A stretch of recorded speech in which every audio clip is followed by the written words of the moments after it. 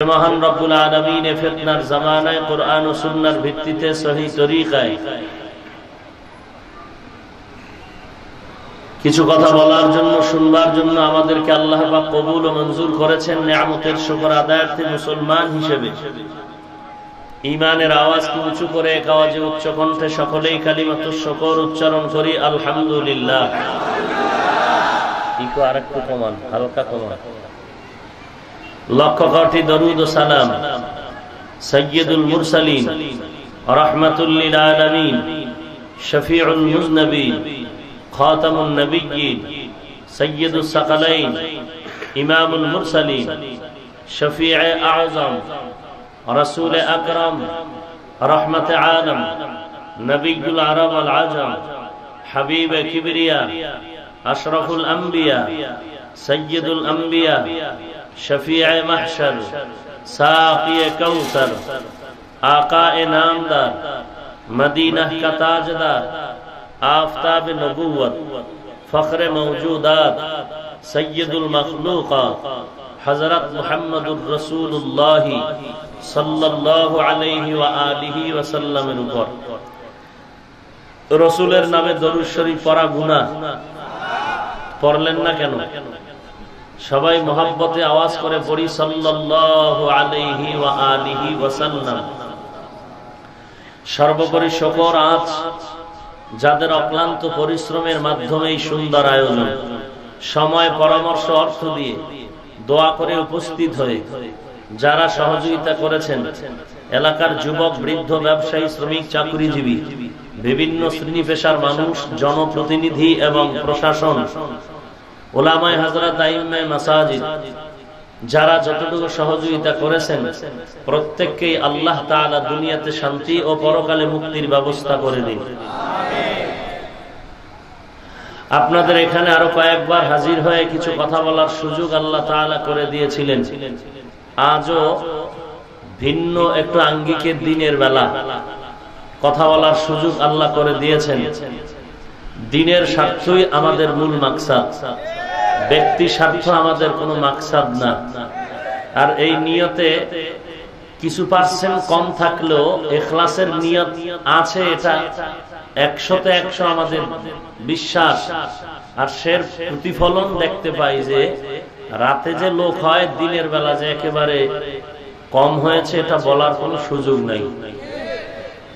কিন্তু আশ্চর্য যে দিনের বেলা মানুষ সব ব্যস্ত কর্মরত, এর পরেও এখানে আপনারা বহু দূর থেকে কষ্ট করে, কেউ নদী পার হয়ে আসছেন, এমনকি অনেকে দুপুরের খানাও হয়তো বা খাওয়ার সুযোগ পাননি। আপনাদেরও উদ্দেশ্য একমাত্র আল্লাহ পাকের সন্তুষ্টি, রসুলের মহব্বত। এমনটা না যে আমরা না খায়া যাই, ওখানে উটের গোশত দিয়ে খানা দেওয়া হবে, এমন কিছু না। একমাত্র দ্বীনের মহব্বত। আল্লাহ পাক এই কষ্টটুকু আমাদের নাজাতের, হেদায়েতের ওসিলা হিসেবে কবুল করুন। আপনাদের এলাকার সন্তান টিটু ভাই বহু প্রচেষ্টার মাধ্যমে, সেন্টু ভাই অনেক চেষ্টা এবং কষ্টকে উপেক্ষা করে যোগাযোগ রক্ষা করে প্রতি বছরই চেষ্টা করেন প্রোগ্রামের জন্য। তো রাতের বেলা চেয়েছিলেন, সুযোগ না থাকার কারণে কি করা, দিনের স্বার্থেই এই সব কষ্টটুকু আমিও করি। আল্লাহ পাক যেন আমাদের এই কাজগুলো ইখলাসের সাথে কামিয়াবির দরওয়াজায় পৌঁছে দেওয়ার পাথেয় হিসেবে কবুল করেন। কোরআনে হাকিমের ভেতরে সূরা মুহাম্মদ এর এক আয়াত আমি আপনাদের সামনে পড়েছি। রাসূল আরবি সাল্লাল্লাহু আলাইহি ওয়া আলিহি ওয়াসাল্লামের অসংখ্য অগণিত আমিও বাণী পবিত্র হাদিস শরীফের মধ্য থেকে হাদিসের অংশ পড়েছি। আয়াত ও হাদিসের আলোকে সংক্ষিপ্ত সময়ে কিছু কথা আমাকে বলার মতো, আপনাদেরকে শুনবার মতো হিম্মত, ধৈর্য, তৌফিক আল্লাহ পাক দান করুন। আরো আস্তে করে বলেন, ইয়া আইয়ুহাল্লাযীনা আমানু, হে দুনিয়ার মুমিন বান্দা বান্দিগণ, নারী পুরুষ, ধনী হও গরিব হও, শিক্ষিত মূর্খ হও, পীর আর মুরিদ হও, ইমাম আর মুক্তাদি হও, সাদা হও কালো হও, দেশি হও আর বিদেশি হও, যারা মুমিন তোমাদেরকে আল্লাহ আদেশ দিচ্ছেন আতিউল্লাহ, আল্লাহর আনুগত্য করো, ওয়া আতিউর রাসূল, এবং রাসূলের আনুগত্য করো। আর সতর্ক থাকবা, ওয়ালা তুবতিলু আমালাকুম, কোন অপরাধের কারণে যেন তোমাদের কৃত আমল নষ্ট হয়ে না যায়। রাসূল আরবি সাল্লাল্লাহু আলাইহি ওয়া আলিহি ওয়াসাল্লাম ইরশাদ করেন, লা তাআতা লি মাখলুকিন ফি মাসিয়াতিল খালিক, আল্লাহ এবং তার রাসূলকে পরোক্ষভাবে অসন্তুষ্টি করে পৃথিবীর কারো আদেশ নিষেধ মেনে নেওয়া চূড়ান্ত হারাম। এহলো আয়াত হাদিসের সংক্ষেপ তরজমা। তো আল্লাহ পাক রব্বুল আলামিন আয়াতের মধ্যে শুধুমাত্র মুমিনকে বয়ান করলেন। কাদেরকে? যারা মুমিন, শুধু এদেরকেই বয়ান করলেন। পৃথিবীর সবাই কি মুমিন?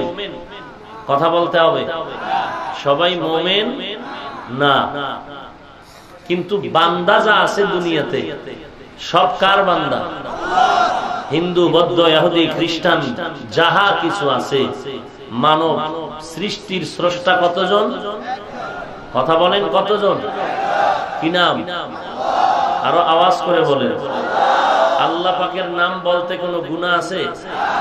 মোহাব্বতে বললে কোনো সমস্যা? আমাদের বানানেওয়ালা কতজন? কি নাম? আল্লাহ।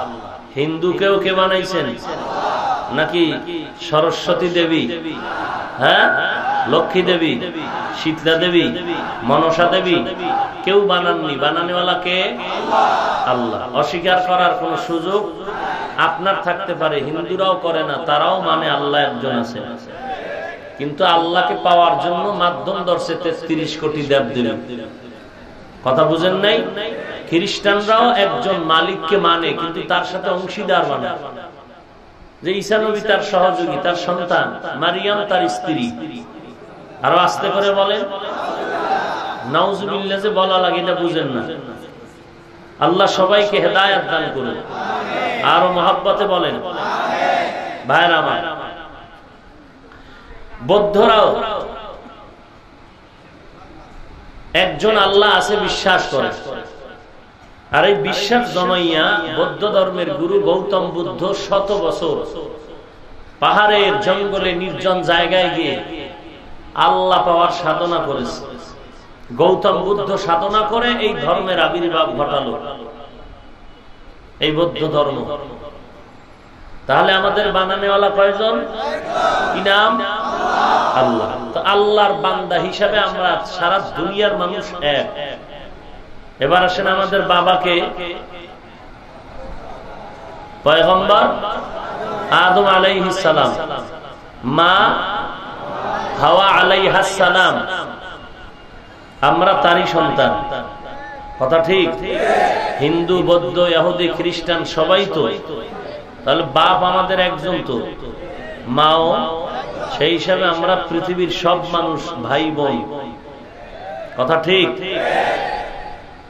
কিন্তু ঈমানদারকে আল্লাহ আলাদা করে বয়ান দিচ্ছেন কেন? যারা আল্লাহ মানে, নবী মানে, এরা আল্লাহর প্রিয় গোলাম, আর এদের জন্যই শুধু জান্নাত, আর কারো জন্য না। যদিও স্বর্গে যাওয়ার স্বপ্ন সবাই দেখবে, কিন্তু ঈমান ছাড়া কেউ স্বর্গে যেতে পারবে না। আল্লাহ বলেন, আমার সাথে শুধু মুমিনের একটা বেচা কেনা হয়েছে জান্নাতের।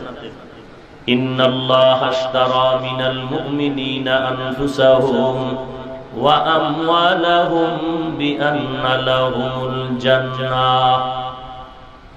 মুমিনের জান মাল আমি আল্লাহ কিনে নিলাম, বিনিময় মুমিনকে জান্নাত দিয়ে দিলাম।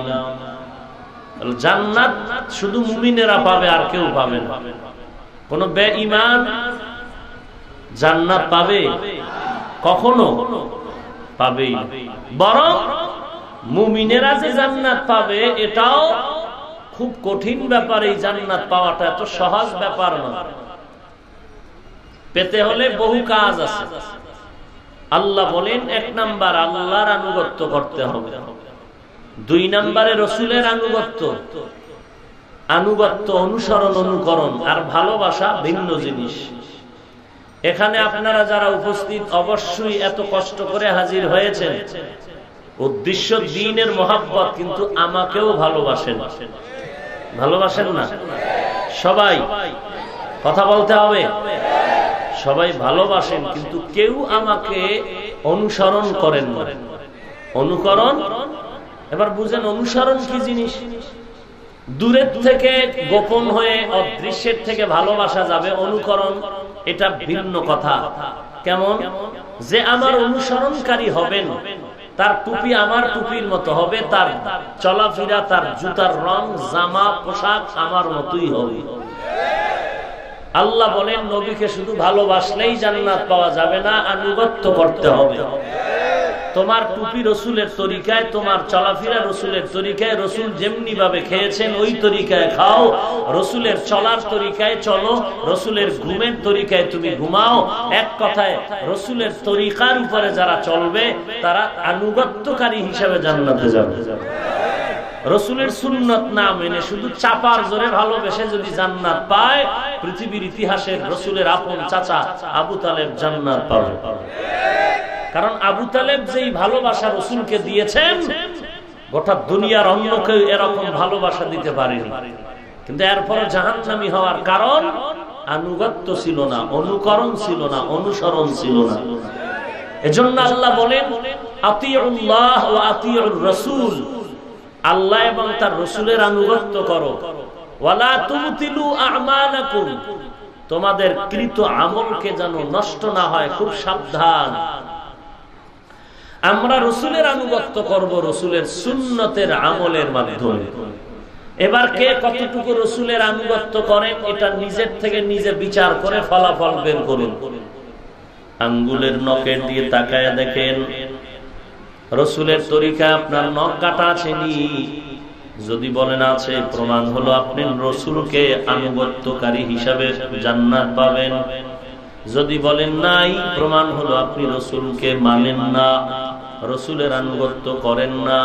মাথার চুলের দিয়ে তাকায় দেখেন, যদি নবীজির তরিকায় আপনার চুল কাটা হয়, প্রমাণ হয়ে গেল আপনি রসুলের আনুগত্য করলেন। যদি আজকে ক্রিকেটারের গোলাম হয়ে চুল কেটে বান্দর হয়ে থাকেন, প্রমাণ হলো রসুলের আনুগত্য করলেন না। পোশাকের দিয়ে তাকায় দেখেন, যদি আপনার পোশাকটা মদিনার নবীর তরিকায় পরে থাকেন, রসুলের আনুগত্য করলেন। যদি বলেন না আপনার পোশাক নবীর তরিকায় নাই, তাহলে প্রমাণ হলো নবীর আনুগত্য করলেন না। এখানে আপনি প্রশ্ন করেন টুপি না পরলে অসুবিধা কি, শার্ট পরলে অসুবিধা কি, টাই লাগাইলে অসুবিধা কি?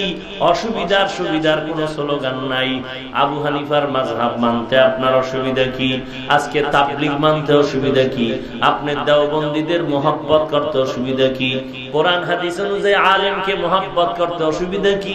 সেখানে আপনি তো যুক্তি খাটায় বলেন নবী হানিফি মাযহাব মানে নাই, নবী মালিকি মাযহাব মানে নাই, নবী তাবলীগ করে নাই, নবী এরকম চিল্লা দেয় নাই, আমরাও দিব না।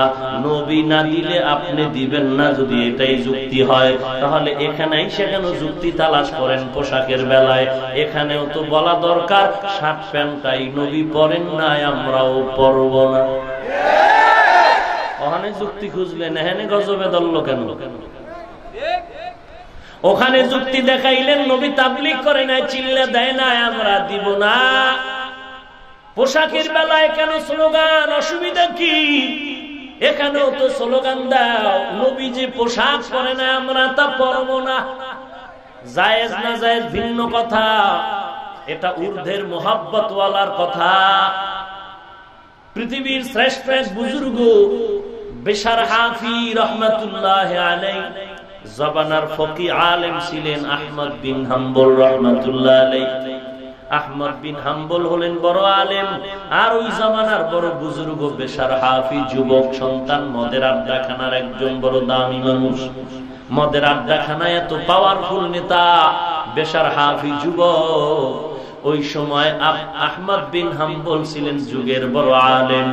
আরো একজন যুগের বড় কুতুব ছিলেন হাসান বসরি রহমাতুল্লাহ আলাইহি। মদের আড্ডায় যায় বেশার হাফি, যাওয়ার পথে রাস্তার মধ্যে একটা কাগজের টুকরা পেলেন, দেখলেন আরবি লেখা। এই আরবি লেখার আদবটা রক্ষা করে বেশার হাফি বাড়ি গেলেন। মা, আরবি লেখার কাগজটা তুমি হেফাজতে রেখে দাও। মা হেফাজতে রাখলেন। আল্লাহ পাক বান্দার উপরে খুশি হয়ে গেলেন। যেই বান্দা আল্লাহকে ভুলেন না, ওই বান্দাকেও আল্লাহ ভুলতে পারেন না। বাশার হাফি চলে গেল মদের আড্ডায়।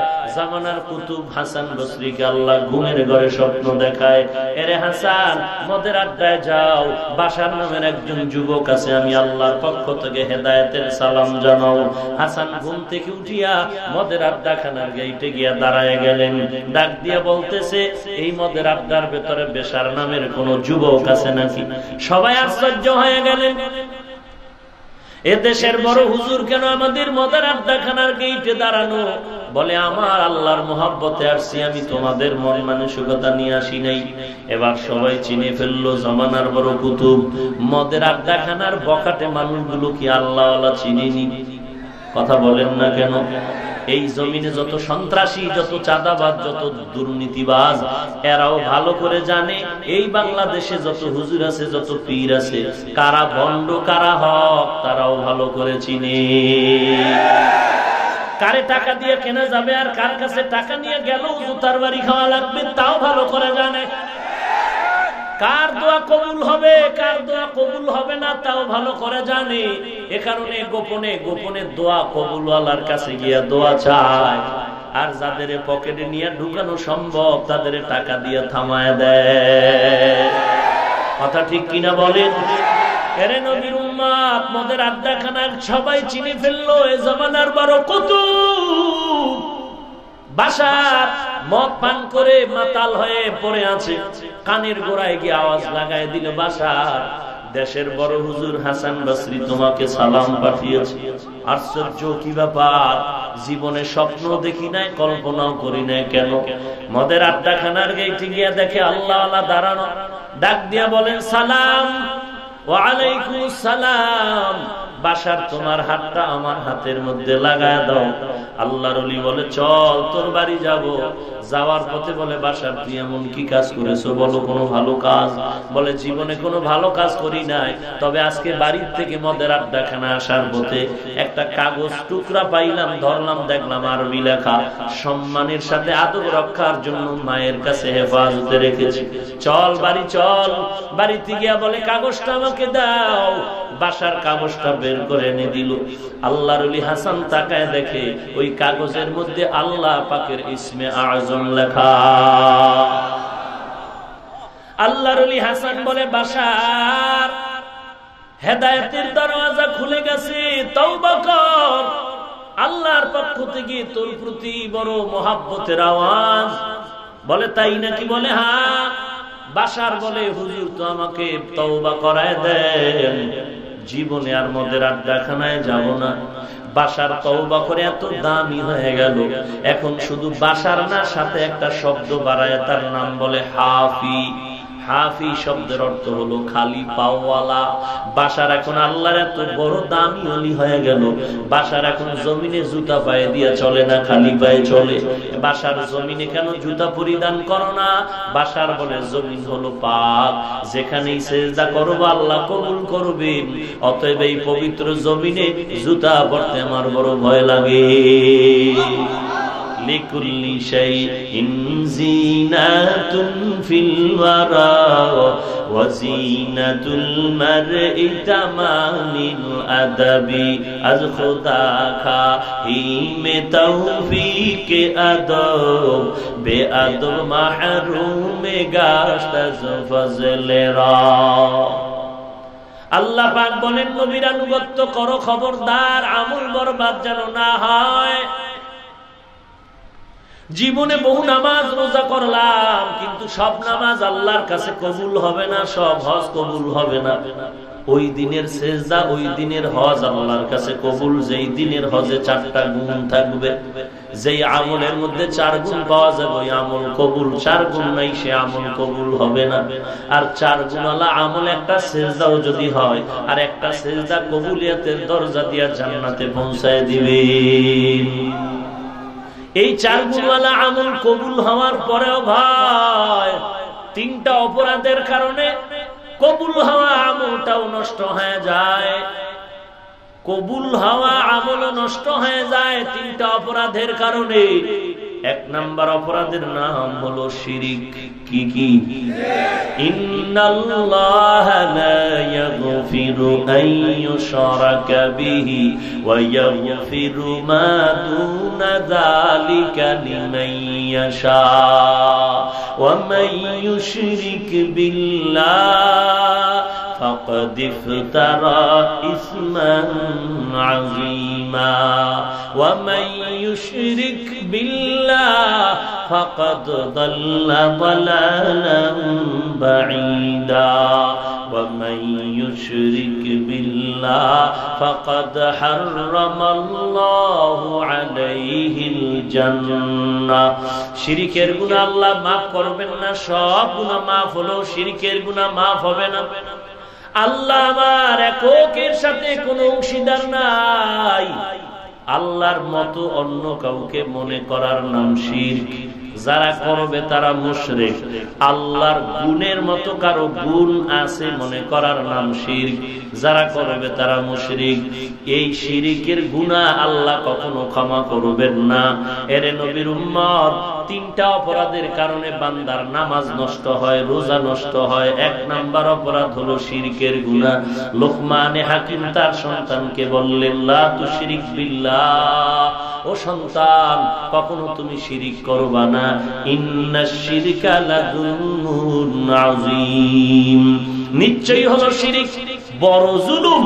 শিরিকটা একটা অপরাধ, আবার জুলুম, আবার বড় মারাত্মক। পয়গম্বর বলেন, অন্ধকার রাতে পাথরের উপরে কালো পিঁপড়া যখন চলে এটা ধরা যায় নাকি?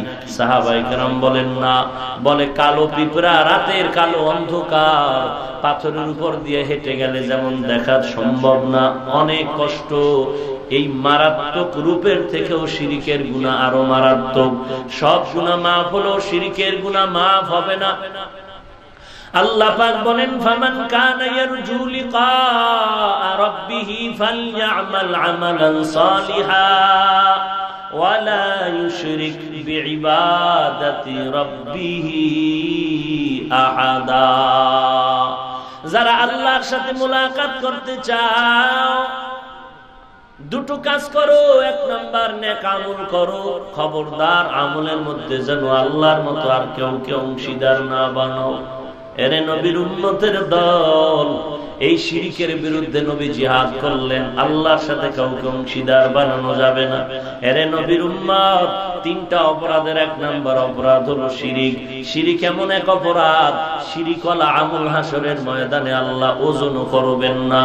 উলাইকাল্লাযীনা কাফারু বিআয়াতি রাব্বিহিম ওয়া লিকাইহি ফাহাবিতাত আমালুহুম ফালা নুকিমু লাহুম ইয়াউমাল কিয়ামাতি ওয়াজনা। হাসরের ময়দানে শিরিক যুক্ত আমলকে ওজন করা হবে না। আমার নবীর থেকে দামি আর কেউ আছে নাকি? বলেন, ভালো করে বলেন। আমার নবীর থেকে দামি খাজা মুঈনুদ্দিন, আমার নবীর থেকে দামি আবু বকর, ওমর, ওসমান, আমার নবীর থেকে ঈসা নবী, মুসা নবী বড় দামি। এক কথায় আমার আল্লাহ খালিক হিসেবে যার কোনো তুলনা নাই, আমার নবী মাখলুক হিসেবে এত দামি যার কোনো দ্বিতীয় তুলনা নাই। ইমামুল আউয়ালিন আল আখিরিন বহরে সাদকা রাহমাতাল লিল আলামিন সাইয়্যিদুল কাউনাইন খাতমুল মুরসালিন আখিরা মুদবুদ ফখরুল আউয়ালিন শুদ্ধ ওজুদাস রহমাতাল লিল আলামিন মসজিদে উশুদ হামারো এ জমিন। শিবপুর থানায় কয়বার আসছি? 3 বার। আগে বহু আগে আরো কয়েকবার আসছি। শিবপুরের এই মাঠে 3 বার, কিন্তু থানার ভিতরে বহুবার আসা হয়েছে। আমি হাফিজুর রহমান দিনের দাওয়াতের জন্য আমাদের মুরব্বী উলামায়ে কেরাম যদি দাঁড়ে দাঁড়ে দাঁড়ে দাঁড়ে ঘুরতে পারে রে মুসলমান, তুমি এমন কি দামি পিসাবের মুরিদ হইলা যে তোমার পীর শিবপুর আসতে পারলো না, তোমার পীর বিবাড়িয়া বয়ানে যাইতে পারলো না, তোমার পীর চট্টগ্রামের মানুষের বয়ান দিতে পারলো না। আমার নবী মানুষের দাঁড়ে দাঁড়ে গিয়া দাওয়াত দেয়। তায়েফের ময়দানের বাচ্চারা পাথর মারে আর বলে পাগল তারায় দাও তারায় দাও। জিবরাইল আমিন এসে বলে নবী আল্লাহ পাকের ওয়াদার, এখন যদি বলেন তায়েফের জমিন উল্টায় সব মেরে ফেলবে। আল্লাহ বলেন, আল্লাহর নবী বলেন খবরদার, আমি তো গজবের জন্য আসি নাই, আমি রহমাতুল লিল আলামিন হয়ে আসছি। অতএব এদেরকে মারবা না, এরা হয়তো আজ আমাকে চিনে না, একদিন যদি চিনতে পারে তখন তারা কালেমার পতাকায় ঢুকে যাবে। আমার নবীর থেকে দামি পৃথিবীর কোন পীর নাই। আমার নবী মার খাইয়া দাঁত ভাঙিয়াও যদি দাওয়াতে মানুষের দাঁড়ে দাঁড়ে ঘুরতে পারে, গালি দেয় তার বড় যায়, গালি দেয় তার বড় যায়। তুমি কোন পিসাবের মুরিদ হইলা যেই পীর এলাকার মানুষের দাঁড়ে দাঁড়ে দাওয়াত দিতে পারে না? আমি বলবো এটা পীর হওয়ার যোগ্যতা রাখে না। আমারও সব খাস বাংলার বয়ান পেজগোস নাই। নবীর থেকে তোর পীর দামি যদি বলো তাই বিসমিল্লাহ ছাড়া জুতার বাড়ি দেওয়া এটা সুন্নাত। নবীর থেকে দামি কোন পীর আছে? কথা বলেন। নবী মানুষের মার খায়, দাঁত ভাঙে, এরপরও যায়, গালি দেয়, তারপরও যায়। তোমার কোন পীর যে বাংলার মানুষ চিনি না যে তুমি কি হনুমানের মুরিদ না অন্য কারো মুরিদ? তোমার পীর মানুষ না হনুমান, মুরিদরা পর্যন্ত ভালো করে জানে না। বলো তোমার পীরের পিছনে তুমি 2 রাকাত নামাজ পড়েছো, পীর সাহেব নামাজে ইমামতি করেছে, প্রমাণ আছে? তো যেই পীর সাহেব ইমামতি করাইতে ভয় পায় ও পীর হওয়ার যোগ্যতা রাখে না।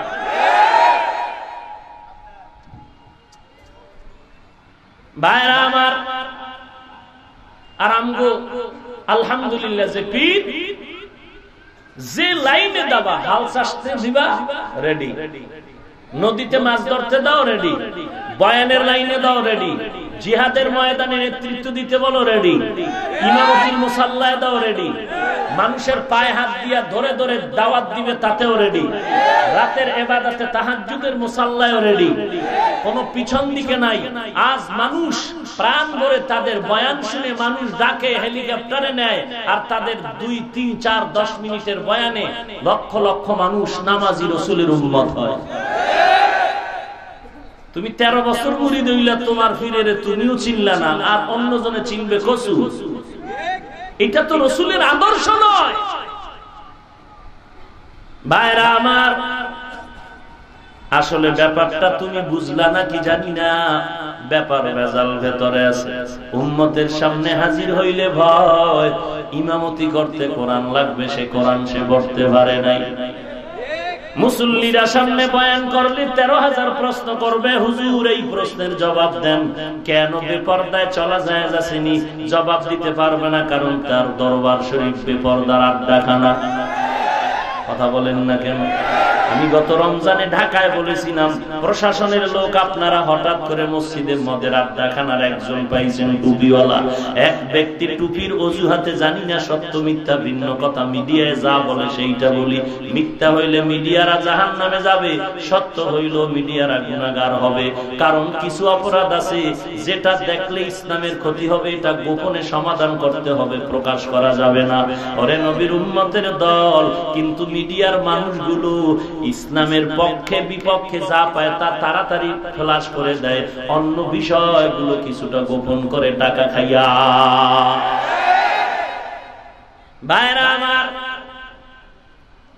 বলেছিলাম প্রশাসন মসজিদের মধ্যে কে টুপি মাথায় দিয়ে মদের বা আড্ডাখানার থেকে মদের ব্যবসায় জড়িত, মসজিদের মধ্যে মদের আড্ডাখানার লোক পেয়েছো, ধরেছো। প্রশাসনকে বলেছিলাম, ও প্রশাসন মহোদয়, আপনি গত রমজানে মসজিদে মদের আড্ডার লোক পাইলেন, ধরলেন, কিন্তু এই বাংলাদেশে 20 বছর না যুগ যুগ ধরে বিশাল বড় পীরের দরবারে মদের আড্ডা চলে, গাঞ্জার আসন চলে, বেপরদার আড্ডা চলে। এদেরকে এতদিন কেন ধরলেন না? জবাব দিতে হবে আল্লাহর দরবারে। বহু পীরের দরবারে মদের আড্ডা চলে, নাচ গান চলে, বেপরদা চলে, আরো কি আকাম চলে আল্লাহ ভালো জানে। একজনে তেঁতুল খায় বলে ভাই টক না ঝাল, বলে ঠোঁটের মিসকলে বুঝো না। তোমার পীর ভালো না খারাপ তোমার চেহারা দেখলেই তো অনুমান করা যায় তুমি কোন দরবারের কুতুব। তোমার টুপি নাই মানে পীরের দরবারে ভেজাল আছে, তোমার দাড়ি নাই, নামাজ নাই, পর্দা নাই, সারাদিন গাঞ্জা খায়া উপর হয়ে পড়ে থাকো, বেপরদায় দৌড়াচ্ছ, সমাজকে কুলুষিত করতেছো। তোমার সন্তানও যেমন গাঞ্জার আসরে দৌড়াচ্ছে, সমাজ কুলুষিত হচ্ছে। প্রমাণ হয়ে গেল তোমার পীর আরশ মুআল্লা থেকে হাজির হয়েছে। কোন নতুন বয়ান লাগবে না, তোমার পীর জামানার কুতুব না হলুমান, এটা তোমার আমলে প্রমাণ করে দিয়েছে। আমি চরমনায়ের মুরিদ, আমি তাবলীগ করি, আমি দেওবন্দি, আমার লেবাস, আমার কথা, আমার পোশাক, আমার চলাফেরা প্রমাণ করবে আমার মুরব্বি ভালো না খারাপ। ফল প্রমাণ করবে গাছ ভালো না খারাপ, সন্তান প্রমাণ করবে পিতামাতা ভালো না খারাপ, ছাত্র প্রমাণ করবে ওস্তাদ ভালো না খারাপ, জনগণ প্রমাণ করবে সরকার ভালো না খারাপ।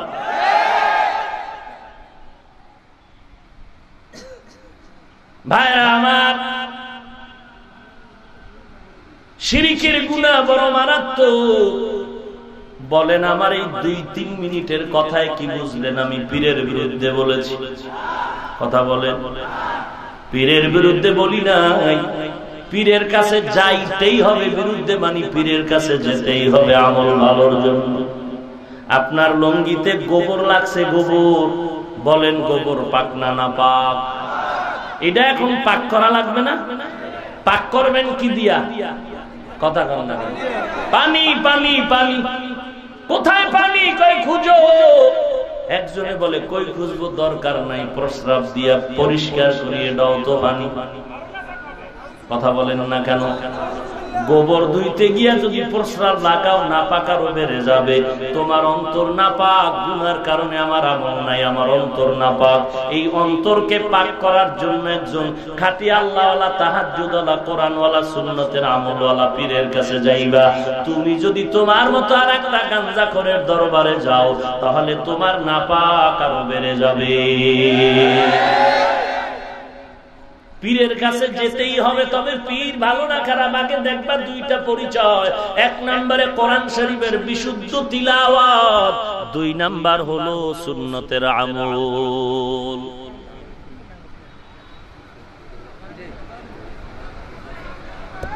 আগে নিয়ে থাকবো না ওখানে।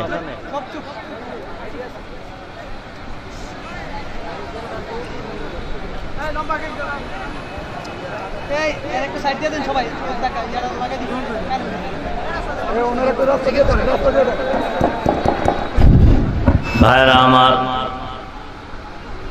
পীরকে চিনার জন্য 2টা পরিচয়। 1 নম্বরে কোরআনের বিশুদ্ধ তিলাওয়াত, 2 নম্বরে পয়গম্বরের সুন্নতের আমল। কার সুন্নত? কথা বলেন না কেন? টুপি মাথায় দেওয়া কার সুন্নত? বিশ্বাবেশ। তাহলে তুমি টুপি নিয়ে কেন সমালোচনা করো? এরে শিবপুরের মুসলমান, আমি তো তোমার টুপি নিয়ে কোনোদিন বাঁকা নজরে তাকাইলাম না, হিংসাও করলাম না। তুমি আমার পাঁচকুল্লি নিয়ে কেন উল্টা পাল্টা বলো? কয় হুজুর কি উল্টা পাল্টা? এক আলেম, আমি নাম বলবো না, পরিচয় দিব না, বয়ানে উঠে কয় পাঁচকুল্লি টুপি দিয়া বাথরুমের টিস্যু ব্যবহার করবা। নাউজুবিল্লাহ। ইয়ে না আবার জোরে কও নাউজুবিল্লাহ। টুপি কার সুন্নত? কপাল পুড়ে যাচ্ছে, আমল কাটা যাচ্ছে। হিংসুক হলে কি এইরকম হয়? গাদ্দার হলে কি এরকম হয়? কই তোমার টুপি নিয়ে তো আমি কোনোদিন সমালোচনা করিনি। হ্যাঁ, তোমার টুপিতে যদি সমস্যা হয় আমি পারলে তোমাকে পায়ে ধরে হাসি মুখে একা পাইলে বুঝাবো, না পারলে চুপ থাকবো। মানুষের সামনে বলে সমালোচনা করে আমি কবিরা গুনাহ করে আর ইসলামের বদনাম করে খিলাফ। টুপি কার সুন্নত? তুমি কালা দিবা, সাদা দিবা, গোল দিবা, সবুজ দিবা, লম্বা দিবা, কল্লি দিবা, সেটা পরে, আগে টুপি মাথায় ঢুকাও। ফাজাইলে আমাল মসজিদে আছে, তাবলীগ ওয়ালারা এটা তালিম করে। এখন একজনের বিরোধিতা করতেছে, আচ্ছা করো, গঠনমূলক সমালোচনা করো। করতে করতে করতে করতে লাগামহীন বেলাজা বেহায়ার মতো বলে ফেললো, ফাজাইলে আমাল বাথরুমে ফালায় দাও। আমাকে জবাব দেন, কোন পক্ষ বিপক্ষ নাই, আমি বয়ান করব রসুলের মোহাব্বত নিয়ে, কোন দালালি করি না। আমি কোন পীরের নামে দালালি করি না। আমি এত বয়ান করি, আমি আজও পর্যন্ত বলেছি আমি কোন পীরের মুরিদ? আমি দামি এক পীরের মুরিদ, কোনদিন বলিনি আমার পীরের দালালি করা লাগে না। গাছে যখন ফুলে মধু থাকলে ভ্রমর আসবেই, কথা ঠিক কিনা বলো? দালালির দরকার নাই, ব্যানারের দরকার নাই যে বিশাল ব্যানার লাগাও মাইকিং করো না। মানুষ যদি আল্লাহর দিকে ডাকে, আল্লাহ বান্দারে ঘুমের ঘরে স্বপ্ন দেখায় তুমি ওই জায়গায় যাও। অনেক গেলে হালুয়া পাবি আর ধনী হইতে পারবি।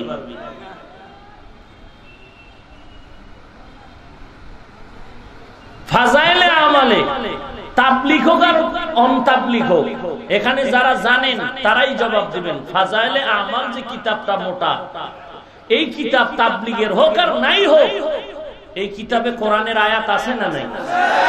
তাহলে কোন মুসলমান যার ন্যূনতম জ্ঞান আছে সে কি বলতে পারে এই কিতাব বাথরুমে ফালাও? বাচ্চা গেলি আমরা আদব রক্ষার জিন্দেগি নিয়ে আসি, নাইলে এই দেশে কওমি দেওবন্দি তাবলীগওয়ালারা যদি ধমক দেয়, আমরা জীবনে বেয়াদবি করি না ঠিক, কিন্তু বেয়াদব সাইজ করতে জানি। বাচ্চা গেলা বাসলা কি, কপাল তো পুড়ে যাচ্ছে, টের পাইতেছ না যে কোন দিক দিয়ে পুড়ে যাচ্ছে। শত্রুর মোকাবেলা করারও তো তরিকা রাসূল বাতায় দিলেন। মানুষ কি এত গাদ্দার হতে পারে? একজনে সেও বক্তা বয়ান করতেছে কি, আমরা নবীর নূরের তৈরি মানি না, আমরা নবীকে জিন্দা নবী মানি না। আচ্ছা, না মানলে তুমি কোরআন হাদিসের দুই একটা দলিল দাও। এরপরে যারা মানেন না তারা তার দলিল লয়ে ঘুমায় থাকবে, তুমি না মানলে তোমার দলিল লয়ে তুমি আসমানে ঘুমাবা। কিন্তু কথা বলার মাধুর্য তো থাকতে হবে, কারণ তুমি তো সাধারণ মানুষের মতো না, তুমি একজন বক্তা, তোমার থেকে মানুষ কিছু শিখতে চায়। সে কি বললো এই কথাগুলো লাইন ছাড়া উল্টা ভাবে বললো, জিন্দা নবী তালাক, নূর নবী তালাক। বলেন তো তালাক শব্দটা রাসূলের শানে ব্যবহার হয়? কথা বলেন। একজন বক্তা কি এই সমস্ত ওয়াজ করে, আর আপনারা জিনা জিনা নাউজুবিল্লাহ বলেন, আবার তার বয়ান মেমোরিতে ঢুকায় ঢুকায় খাতার তলে বসে শুনেন। আপনারাও যে একেবারে খুব ভালো তাও তো না। এখানে আসছেন বসছেন, খুব বাহাবা দিচ্ছেন বয়ানের, আবার তো আবার ভণ্ড আসবে তার পেছনেও দৌড়াবেন। কি ওখানে উডের গোশত আছে, মানে তবারক আছে। আফসুস আফসুস। এজন্যই তো রাসূল বলেছেন আমালুকুম উম্মালুকুম, মানুষ যেমন তার নেতৃত্ব দিবে সেই ধরনের মানুষ। আল্লাহ হেদায়েত দান করুন। ভাইরা আমার, রাহমাতুল লিল আলামিন তার আনুগত্য করতে বলেছেন। আল্লাহ পাক বলেন তার আনুগত্য করো এবং তিনটা অপরাধ করো না, আমল নষ্ট হয়ে যাবে। তিনটা অপরাধের ভেতরে এক নম্বরে গেল শিরিক। লম্বা আলোচনা শিরিকের উপরে আমি আগে পেছনে করেছি, আজকে নয়, এখন 2 নম্বরে বলবো। আমল নষ্ট হওয়ার 2 নম্বর কারণ বড় মারাত্মক, রাসূলের সাথে বেয়াদবি। কার সাথে? কার সাথে? রাসূলের সাথে বেয়াদবি করলে আমল নষ্ট হয়ে যায়। আদব, রাসূলের সাথে আদব রক্ষা করো হে মুমিন। আল্লাহ আয়াত নাজিল করে বললেন, এই মুমিনের দল, এ নবী উম্মতেরা জানায় দেন, সাহাবায়ে কেরাম সামনে শুনবে আর ভবিষ্যতের মুমিনেরাও যেন আমল করে। নবী গো, আপনাকে যেন অন্যদের মতো কেউ ডাক না দেয়, হাজী সাহেব ঘরে আসেননি এইভাবে যেন কেউ আমার নবীরে ডাক না দেয়, বেয়াদবি হবে। আল্লাহ কোরআনে ঈসা নবীরে ডাকলেন নাম ধরে, ইয়া ইয়াহইয়া, ইয়া ঈসা, ইয়া মূসা, ইয়া ইব্রাহিম, ইয়া জাকারিয়া, ইয়া দাউদ। কিন্তু আপনার আমার নবীকে আল্লাহ কোরআনের কোথাও নাম ধরে ডাক দেন নাই। আদব রক্ষা করে শিখাইলেন, বান্দা তোমরাও নবীজির নাম ধরে চিৎকার করে ডাকবা না, আমার নবীর আদব রক্ষা করো। আমি আল্লাহ নবীর যতবার কোরআনে ডাকলাম নাম সারা উপাধি ধরে ডাকলাম। নবীর উপাধি তাহা, ইয়াসিন, ইয়া আইয়ুহাল মুজাম্মিল, ইয়া আইয়ুহাল মুদাসসির। আল্লাহ পাক নবীর উপাধি ধরে ডাকলেন, আদব শিখায় দিলেন, রে মুমিন। আল্লাহ পাক বলেন, ইয়া আইয়ুহাল্লাযীনা আমানু লা তারফাউ আসওয়াতাকুম ফাওকা সাওতিন নবী ওয়া লা তাজহারু লাহু বিল কওল কাজাহরি বা'যিকুম লিবা'য আন তাহবাতা আ'মালুকুম ওয়া আনতুম লা তাশউরুন।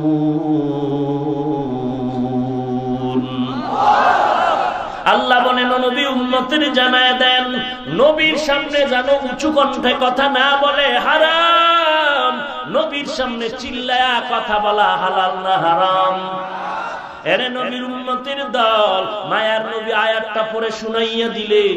সাহাবায়ে কেরামের মধ্যে ভয় ঢুকে গেল, আওয়াজ সাইলেন্ট হয়ে গেল। এখন ওমর কথা কয় বোঝা যায় না, আবু বকর কথা বলতেছেন বোঝা যায় না। নবী বলেন, আবার একটু আওয়াজ বাড়ায় দেন। নবীর কথায় আবার একটু আওয়াজ বাড়াইলেন, এতেও কথা স্পষ্ট বোঝা যায় না। নবী বললেন, আরেকটু আওয়াজ বাড়ায় দেন। ওই মজলিসের মধ্যে নবীর একজন প্রিয় সাহাবী, বড় উঁচু দেহের অধিকারী, সুন্দর, সাবিত বিন কায়েস, তার কণ্ঠ আওয়াজ ছিল অনেক বড়। আয়াত শুনিয়া দৌড়াইয়া ঘরের দরজা আটকায়া বসে গেলেন। নবী খুঁজিয়া বলে, আমার সাবিত সাহাবী কোথায় গেল? কোথায় গেল বলে, ঘরের মধ্যে ডাকো। সাবিত তুমি কেন মজলিসে নাই? বলে, অন্তরে ভয়।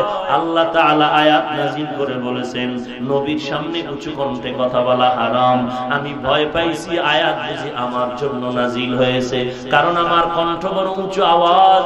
নবী বলেন, না রে সাবিত, তোমার জন্য আয়াত নাযিল হয় নাই, গোটা দুনিয়ার উম্মতের জন্য আল্লাহ আয়াত নাযিল করলেন, নবীর সামনে উঁচু কণ্ঠে কথা বলা হারাম।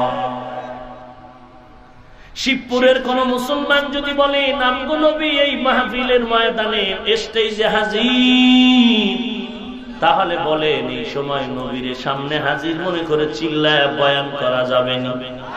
কথা বলেন। কারণ আল্লাহর কোরআনের আয়াত, নবীর সামনে উঁচু কণ্ঠে কথা বলা হারাম। চাই সেটা কোরআনের আয়াত হোক, যে কোনো বয়ান। সাহাবায়ে কেরাম তো বেহুদা কথা বলতেন না, এরা তো জরুরি কোরআন সুন্নাহর দ্বীনের কথা বলতেন, তাও হারাম করেছেন। অর্থাৎ নবীর সামনে উঁচু কণ্ঠে কোনো আওয়াজ দেওয়া যাবে না। এরে নবীর উম্মতের দল, আমার নবী যেখানে উপস্থিত হবে সেখানে চিৎকার করে কথা বলা যাবে না, ডাকাডাকিও করা যাবে না। এরে নবীর উম্মত, দুই তিনটা অপরাধের কারণে আমল নষ্ট হয়। এর মধ্যে 1 নম্বরে শিরিক, 2 নম্বরে নবীজির সাথে বেয়াদবি। বলে, নবী তো এখন আমগো সামনে নাই, তো কেমনে বেয়াদবি হলো? গতকালকেও ঘটনাটা বলেছি, 2টা কারণে বর্তমানে আমগো দ্বারা নবীর বেয়াদবি হবে। 1 নাম্বার, বেয়াদবির নামান্তর সুন্নতের হিংসা করা, দুর্বল মনে করা, তুচ্ছ মনে করা। যেমন পয়গম্বরের আদর্শের টুপি একটা নবীর আদর্শের সুন্নত, কেউ যদি এই টুপি নিয়ে উল্টা পাল্টা বলে, নবীর সুন্নত কে উপহাস করলো, তার আমল নষ্ট হয়ে যাবে।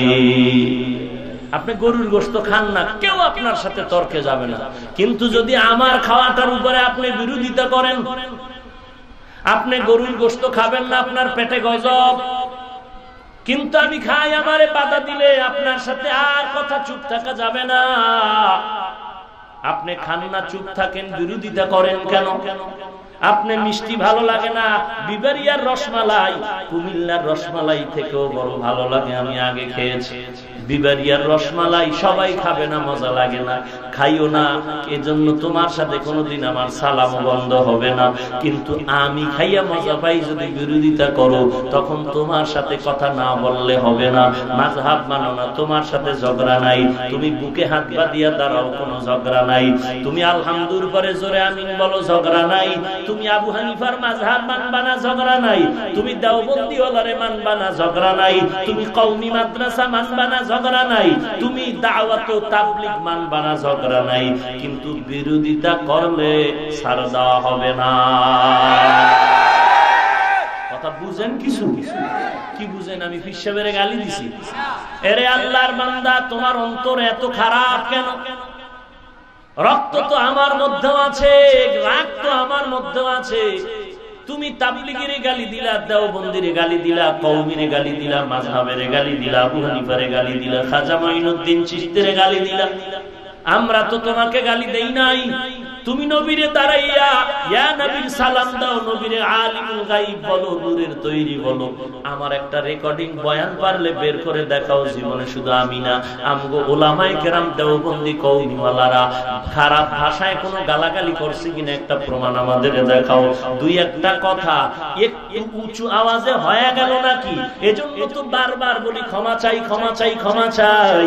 কারণ আমরা যে যেই পীরের মুরিদ হই না কেন, যে যেই দল করি না কেন, আমাদের এটা নকল পরিচয়। আসল পরিচয় আমরা এক আল্লাহর গোলাম, আখিরি নবীর উম্মত, আমরা মুসলমান। আমাদের তো এটা আসল পরিচয়, আর সব নকল পরিচয়। এই পরিচয় কবরেও চলবে না, হাসরেও চলবে না, ফুলসিরাতের গোড়ায় চলবে না।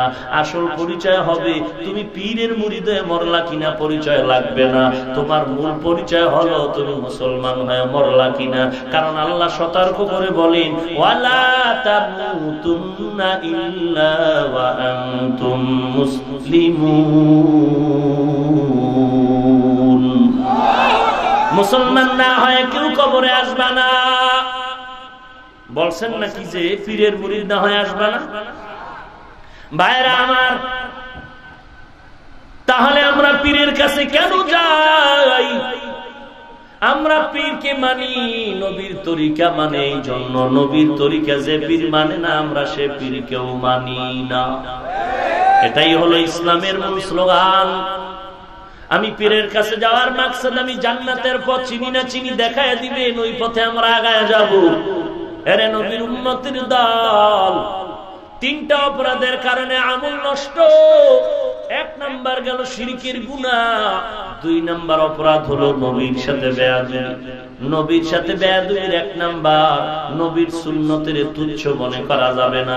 কেউ টুপি মাথায় দিতে পারে না, তার সাথে আমাদের কোনো ঝগড়া নাই। কেউ যদি বলে টুপির দরকার নাই, তার সাথে আমগো ঝগড়া।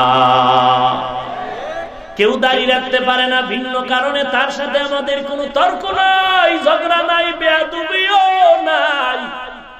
কিন্তু কেউ যদি উপহাস করে, তুচ্ছ মনে করে, উল্টা পাল্টা বলে, তার সাথে আমাদের কোনো ছাড় নাই। কথা ঠিক নেই? কেউ নবীর এই আদর্শের পোশাক পরে না, ভিন্ন কথা, ঝগড়া নাই, তর্ক নাই। বিরোধিতা করলেই তখন কথা। এরে নবীর উম্মত, রাগ করেন আপনারা? আকামো করবেন, বুঝাইতে গেছি, তাতেও রাগ করবেন, মগের মুল্লুক পাইলেন নাই। আবার কোন যে জান্নাতে আমাদের আগে যাইবেন, কি রিজার্ভ হইছে নাকি খোদার সাথে কন্ট্রাক্ট? ভাইরা আমার, জান্নাত পাওয়ার রিজার্ভ হয়ে থাকলে তো নবীর সাথে হবে, সাহাবায়ে কেরামের সাথে হবে, কিন্তু না, তাদের সাথে অত হলো না। যদি হইতো তো সারা রাত আবু বকর কান্না করেন না, সারা রাত ওমর কাঁদবেন কেন? ঈদের দিন ওমর কান্নায় বিভোর। এরে নবীর উম্মতের দল, আদবওয়ালা জিন্দেগির বড় দাম। বাশারের ঘটনা বলতেছিলাম। বাশার আদব রক্ষা করে জমিনের মধ্যে জুতা পরে না। কেউ পরলে কি নাজায়েজ হবে নাকি? এক জায়গায় ইমাম মালিকের ঘটনা বলছি, মদিনায় 70 বছর ইমাম মালিক জুতা পরে নাই। কেন? মদিনার জমিন বড় দামি জমিন, আমি যেখানে যাই সেখানে রাসূলের মহব্বতের ঘ্রাণ পাই। আমি এই বয়ানটা করার পরে এক মোল্লা ভিন্নভাবে গজবের ফেসবুকে উল্টা পাল্টা লিখেছে। আমাকে একজনে দেখাইলেন আর বললেন, দেখেন হুজুর, আপনার বয়ানকে কাট করে বিরোধিতা করছি, হাফিজুর রহমান ইমাম মালিকের ঘটনা বলছে, তাহলে কি হাজিরা জুতা পরে বেদবি হবে? এগুলো অতি চালাক বেদবি। আমি বলছি অন্যরা জুতা পরলে বেদবি হবে, অতি ফাজিল। এই জন্য আমার মনে চায় সরকারের লগে দেখা হইতো, বলতাম যে ওয়াজ করার জন্য আলাদা নিয়ম করেন, যে সার্টিফিকেট এই এই নিয়মে এই যোগ্যতা থাকলে ওয়াজ করবি, না ওয়াজ বন্ধ। বক্তব্য সাইজ করা দরকার আছে। এখন দেখেন না, আমাদেরকে মানুষ ঘুরে পায় না। আর এখন জমানা এমন হয়েছে, আগে আল্লাহ আল্লাহরা ওয়াজ করতেই চাইতো না। কি মানুষকে বলবো, আমি নিজেই তো আমল করি না। এরপরে ধৈর্য টৈর্য যদি দিতাম, হুজুর একটু বলেন, তো 5 মিনিট কথা বলতো। আমগো সারা বছরের চিল্লা নিত যেই লাভ নাই, তাদের 5 মিনিট কথায় মানুষের সেই উপকার। কারণ তাদের ইখলাস ছিল, হিংসা ছিল না। আর এখন আইয়ে কয় হুজুর কমিটিরে কয় আমারে আজকে 10 মিনিট বয়ান করার সুযোগ দিয়েন, আমি দরকার 5,000 টাকা দান করব। এও বক্তা, ওই যে ক্যাসেট মুখস্থ করে ফেলছে, আর কোন কোরআন হাদিস লাগে না, বাস। আর আপনারাও সে ক্যাসেটওয়ালার পাগল হয়ে আছেন। কারণ মানুষ কণ্ঠ চায়, কিসের আমলের গুল্লি মারি। না হয় ওয়াজের প্যান্ডেলে যদি কৌতুক হয়, ওয়াজের প্যান্ডেলে যদি হাসতে হাসতে মানুষ বেকারার হয়ে যায়, তাহলে এদেশে কৌতুক শিল্পীদের উপায় কি? যে ওয়াজের প্যান্ডেলেই যদি এগুলো হয়, ওয়াজের প্যান্ডেলেই যদি নাচানাচি হয়, তো সিনেমা হলওয়ালাদের উপায় কি? কথা বলেন না কেন? ওয়াজের প্যান্ডেল কি নাচানাচির জায়গা? এখানে কোরআনের আয়াত হাদিস দিয়া একটা বিষয়ের উপরে উম্মতকে কিছু জ্ঞান দেওয়া, আমলের লাইনে বয়ান করা। কথা ঠিক না? এই জন্য আমি আপনাদেরকে আরো বলছি, আজকেও বলি, যে কোনো বক্তা আপনাদের এই নবীনগর দাওয়াত দিবেন, আগে বিষয় দিয়ে দিবেন কোরআন শরীফের অমুক আয়াত থেকে ব্যাখ্যা দিতে হবে এই বিষয়ের উপরে। এরপরে 6 জন আলেম রাখবেন স্টেজে। কোরআন হাদিস দিয়ে একটা কথা ভুল বললে, যদি ওর মধ্যে এলেম থাকে আসবে, না থাকলে হজের আগের দিন বলবে আমার গজব, আমি অসুস্থ, আসবো। আর আসার পরে বয়ান করবে কোরআন হাদিস অনুযায়ী, 2টা গালি দেওয়ারও টাইম পাবেন। কথা ঠিক কিনা বলে? আজকে বিষয় না দেওয়ার কারণে মনে যা চায় তাই বলে, আর উঠাই খালি গালি, কাফের কাফের কাফের, মনে হয় কন্ট্রাক্টরি লইছে কাফের। রাগ করতেছেন আপনারা? আমি আপনাদের কলিজার আপন মনে করে বলতেছি, জাহান্নাম থেকে বাঁচার জন্য বলতেছি। একজন বক্তার কাছে বিভিন্ন দল মত নির্বিশেষে মানুষ আসে কিছু পেতে, এখানে সংঘাতের জন্য আর দ্বন্দ্বের জন্য মানুষ শুনতে আসে না।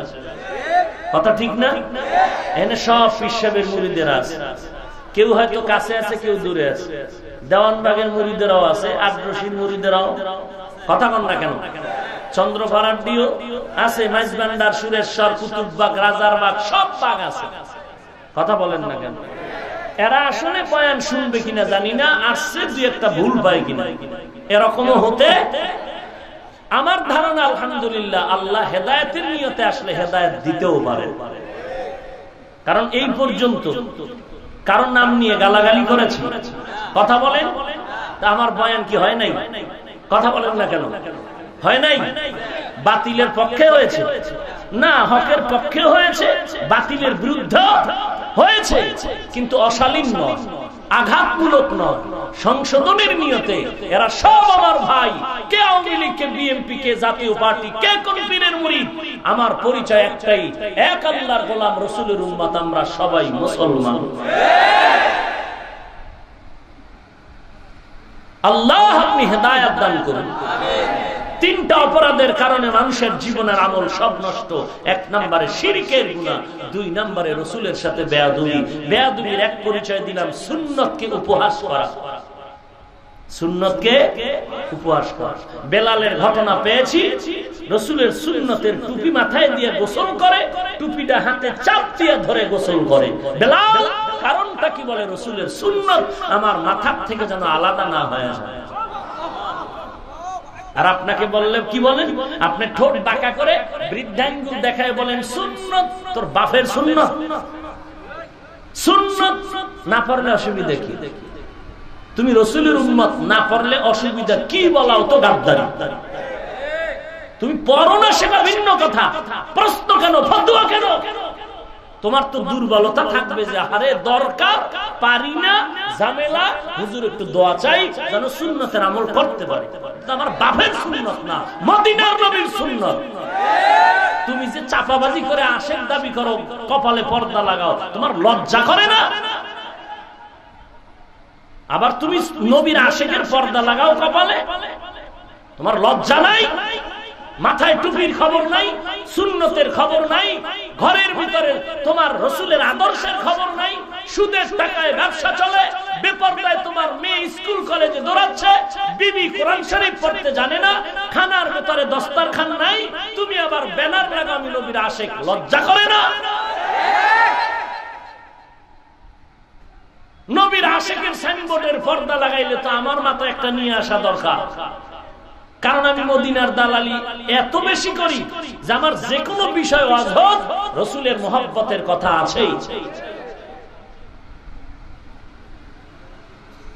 কই আমরা তো দালালি করি না, বরং বারবার নত হয়ে শালীন ভাবে নরম ভাষায় বুঝাবার চেষ্টা করি। আহা, আল্লাহ হেদায়েত দান করেন। তাহলে রাসূলের সাথে বেয়াদবি করলে আমল বরবাদ।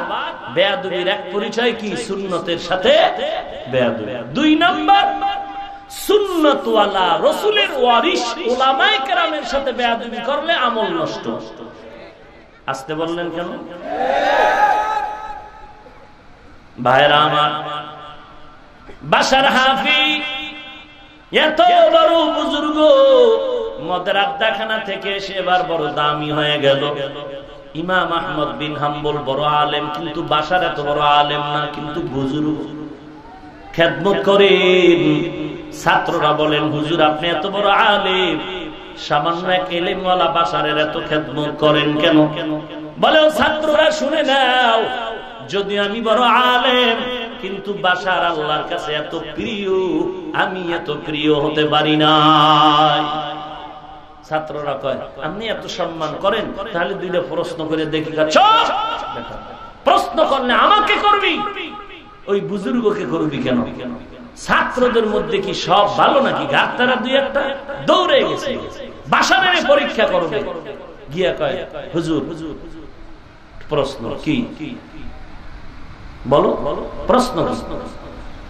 ছাত্ররা প্রশ্ন করলেন, হুজুর নামাজের মধ্যে যদি ভুল হয় তখন কি করো?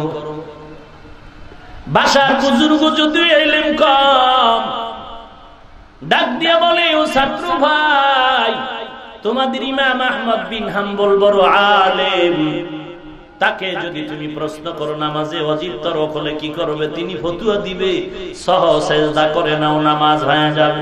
আর আমি বাশারের যদি জিগাও, আমার ফতোয়া হলো তোরে আগে এমন বাইরাবো আল্লাহর দরবারে দাঁড়াইয়া তুই অন্যায় করলি কেন? এটা আমার ফতোয়া, খোদার সামনে দাঁড়ায় তুই অন্যায় করবি কেন? আগে ফিডা এলো। ছাত্ররা বলে, হুজুর 2 নাম্বার প্রশ্ন, নিসাব পরিমাণ যদি মাল হয় যাকাত দেওয়ার নিয়ম কি? বাশার বলে, তোমার ইমাম আহমদ বিন হাম্বল কিতাব দিয়া ফতোয়া দিবে 40 ভাগের 1 ভাগ যাকাত দিয়া দাও। আর আমি বাশারকে যদি প্রশ্ন করো কেমন করে যাকাত দিব, আমি বাশারের আল্লাহর মহব্বতের ফতোয়া হলো সম্পদ দিছে আল্লাহ, আল্লাহর পথে দিয়া দাও, কোনো ভাগ দরকার নাই, সব আল্লাহরে দাও, সব আল্লাহরে দাও, সব আল্লাহরে দাও। এরে নবীর উম্মতের দল, আল্লাহ তাআলা এত দামি বাশারকে বানাইছেন, আদব রক্ষা করার কারণে এত দাম হয়ে গেল। আল্লাহর নামকে আদব রক্ষা করে সম্মান করলেন। এরে নবীর উম্মতের দল, আজকে আশিকে রাসূলের অভাব নাই, মাদ্রাসা মসজিদ পীর মুরিদ শ্রোতাদের অভাব নাই, কিন্তু আমার নবীর দাড়ি নিয়ে গালি দেয়, নবীরে সন্ত্রাসী বলে গালি দেয়, কোরআন পুরান হয়ে গেছে, পাল্টানো দরকার বলে মন্তব্য করে। মসজিদের আজান বেশ্যার আওয়াজের মতো শোনা যায়, বাজে মন্তব্য হলো। আজ পর্যন্ত এই দুশমনের বিচারের দাবি তুমি জানাইলা না। আজকে তোমার পীরের গালি দিলে তুমি এখনই লাঠি হাতে নিয়ে আমার বিরুদ্ধে তুমি আন্দোলনে নেমে যাও। তোমার নেতার বিরুদ্ধে কথা বললে তুমি এখনই বলো হাফিজুর রহমানের বিরুদ্ধে আন্দোলনে নামতে হবে, তার এই এলাকায় আসতে দেওয়া হবে না। তুমি কেন লাঠি নিয়ে নামলা না? যারা আমার নবীরে গালি দিছে ওদেরকে এই বাংলার জমিনে থাকতে দেওয়া হবে না। এইবার আমি বুঝা ফেলাইছি তুমি পীরের গোলাম, তুমি নবীর ভণ্ড আশিক। নবীর মোহাব্বত যদি পীরের থেকে কম হয় তুমি ভণ্ড। কারণ নবীর সম্মানের কোনো তুলনা নাই। পীরের মায়া করো, পীর তোমার মা বাবা সবার থেকে বেশি, এমনকি নিজের জীবন থেকেও নবীজির মোহাব্বত অন্তরে জমা বেশি থাকতে হবে। এরে নবীর উম্মতের দল, আজকে তোমার জবানের মধ্যে আদব রক্ষার কোন আওয়াজ নাই। এরে যুবক আল্লাহর গোলাম, তুমি এখন লেখাপড়ার বয়সে আগাইতেছো, কিন্তু তোমার কপালটা এখন পুড়ে ফেলতেছে খবর। তুমি আউযুবিল্লাহ পারো না, বিসমিল্লাহ পারো না, আলহামদুলিল্লাহ সূরা পারো না। তুমি এখন 8-9 ক্লাসে পড়তেছো, মেট্রিক পরীক্ষা দিবা, কোন এক সময় তুমি ডিসিএসপি যা কিছুই হও না কেন, তোমার মাথায় এই কথাটা থাকা দরকার ছিল, আমি ডিসি হই আর এসপি হই আর পুলিশ হই, র‍্যাব হই, আর্মি হই আর এমপি মন্ত্রী হই, আমার আদর্শ দিয়া সমাজের মানুষের মনটাকে জয় করতে হবে। এই নিয়ত যদি থাকতো তাহলে তুমি ফেসবুকে কোনো আলেমরে গালাগালি করতে পারতা না। তোমার লেখাপড়ার সময় তুমি এখন লেখাপড়া করে আল্লাহর মোহাব্বত নিয়ে গাও। তুমি ভিন্ন লাইনে ইংরেজি লাইনে চাকরি করো, তারপরও তোমার আদর্শের পরিচয় থাকতে হবে। বহু ডাক্তার, বহু ইঞ্জিনিয়ার, তাদের আদর্শ দেখলে কলিজা ঠান্ডা হয়ে যায়। দেখো এই এলাকায় নবীনগর থানায় এমবিবিএস ডাক্তার একজন নাকি না অনেক, কিন্তু সব ডাক্তারের কাছে রোগী কি সমানভাবে যায় নাকি? কেন? সব ডাক্তারই তো এমবিবিএস পাস, এরপরও সব ডাক্তারের কাছে রোগী সমানভাবে যায় না। একজনের কাছে অনেক সিরিয়াল, আর একজনে বয়ে বয়ে বিড়ি টানে আর মশা মারে, আছে না নাই? ব্যাপারটা কি রে বাবা? ব্যাপার কোনো ঘুষের টাকা না, শুধু আদর্শ আর জবানের ব্যবহার। অতএব যুবক, তুমি যে লাইনে হও না কেন, তুমি যদি চাও দুনিয়ার মানুষের মোহাব্বত, তোমার 1 নাম্বার পুঁজি লাগবে জবানের ব্যবহার আর আদব শিক্ষা করা। তুমি কোন আলেম কেন, কোন সাধারণ মানুষ নিয়ে তোমার বাজে মন্তব্য করার সময় তোমার নাই। তুমি করো না জানো, নিজের কপালে নিজে কুড়াল মারতেছো। একদিন আফসোস করবি, কানলেও লাভ হবে না রে বাবা। অনুরোধ করে বলছি, আল্লাহর মোহাব্বত অন্তরে জমা করো, নবীর আদর্শের জীবনটা গড়ার চেষ্টা করো। পর্দার আড়ালের মাকে ভালো করে শুনায় দাও, মাও যেন একজন আদর্শ মা হয়ে যায়। কারণ মা ভালো, ওই মায়ের সন্তান ভালো হবে।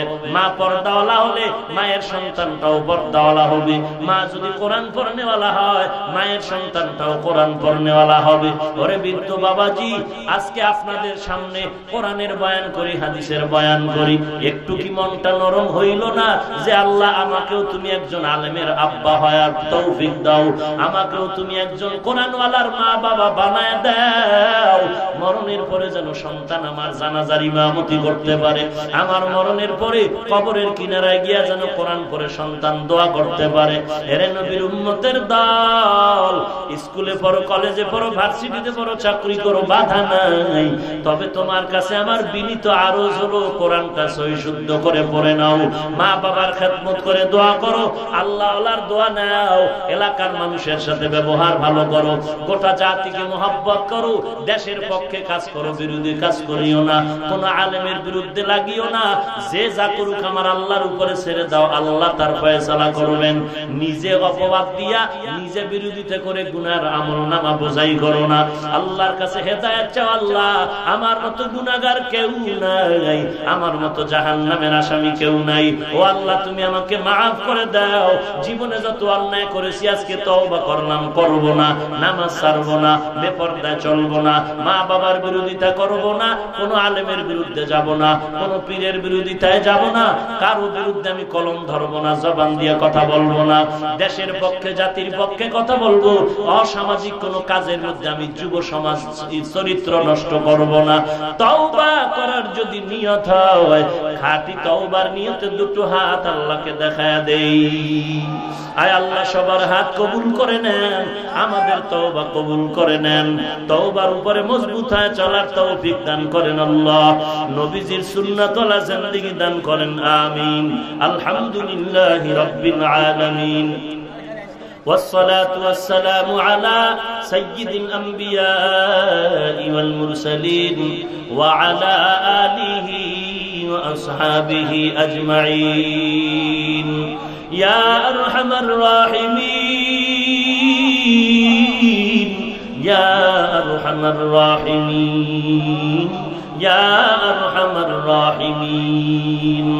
সবাই জবান খুলে পড়েন, রব্বির হামহুমা কামা রব্বায়ানি সগীরা, রব্বির হামহুমা কামা রব্বায়ানি সগীরা, বাতা हमको तेरे राह की तरफ है, तेरे राह पर चला हमको खुदाया, बेगुनाह न गुज़श्त बरमा साअते, बाहुजूरे दिन न करदम ताअती।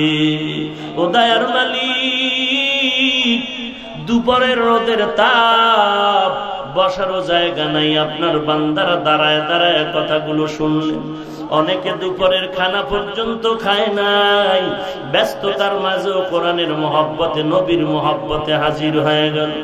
ও আল্লাহ, দেওয়ার মতো কিছু আমার কাছে নাই, তবে আপনার দরবারে কোনোটার অভাব নাই। আয় আল্লাহ, কিছু দেন আর না দেন, সবার অন্তরে হেদায়েতের বাতি জ্বালায়া দেন। আজকের মাহফিল কবুল করে নেন। আয়োজনকারী মাইক লাইট প্যান্ডেল দিয়ে সময় দিয়ে যারা কষ্ট করল, আমার কলিজার টুকরা এলাকার যুবক, ব্যবসায়ী, শ্রমিক, প্রশাসন, প্রতিনিধি যারা সবাই সহযোগিতা করলেন, সবাইকে আপনি কবুল করে নেন। আয় আল্লাহ, আমরা যারা হাত তুলেছি কারো হাত খালি হাতে ফিরাইয়া দিয়েন না রে আল্লাহ। নবীজির মহব্বতে কবুল করে নেন, আলোচনার ভুল ত্রুটি ক্ষমা করে দেন, সওয়াবটুকু নবীজির রওজা মোবারকে পৌঁছায় দেন আল্লাহ। আদম আলাইহিস সালাম থেকে আজ পর্যন্ত যত মুমিন মুমিনাত কবরে সবার রূহের উপরে পৌঁছায়ছে, জীবনে একবারও যদি হয় সুন্দর কাবা নবীজির রওজা মোবারক জিয়ারতের তৌফিক দান করেন আল্লাহ।